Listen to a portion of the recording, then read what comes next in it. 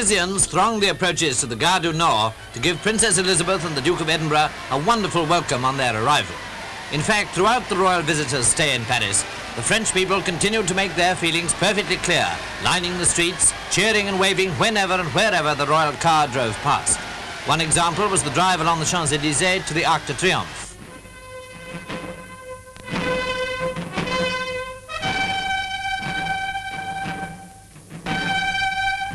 This was one of the first engagements in a very full program, and here a wreath was laid on the unknown soldier's grave in the name of the Princess and the Duke, who presently signed the Golden Book, reserved for very distinguished visitors.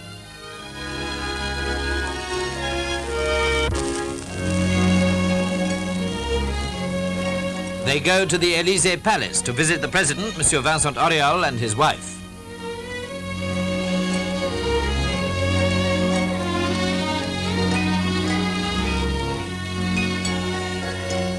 It was here that the President had earlier presented the Princess with the insignia of the Grand Cross of the Legion of Honor, the Duke with the Croix de Guerre.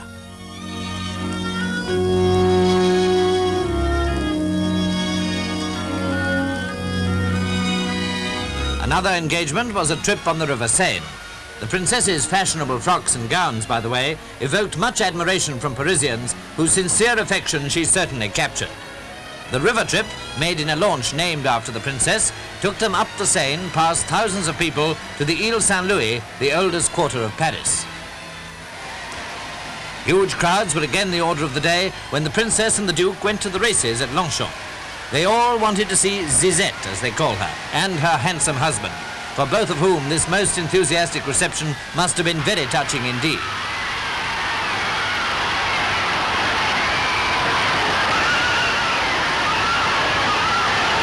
The Duke is reported to have backed a winner. It certainly looks like it, to judge by the Princess's excitement.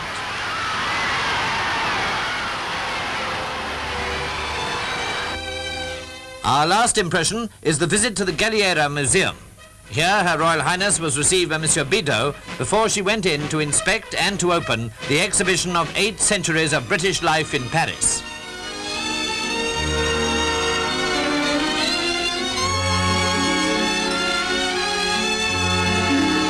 Among exhibits were portraits of her great-grandfather, King Edward VII, and his chapeau.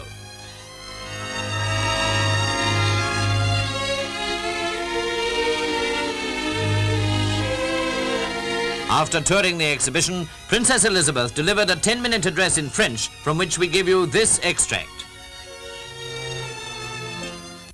Ma visite à Paris est la première que je fasse dans un pays étranger. C'est la première fois, en effet, que je quitte le sol britannique.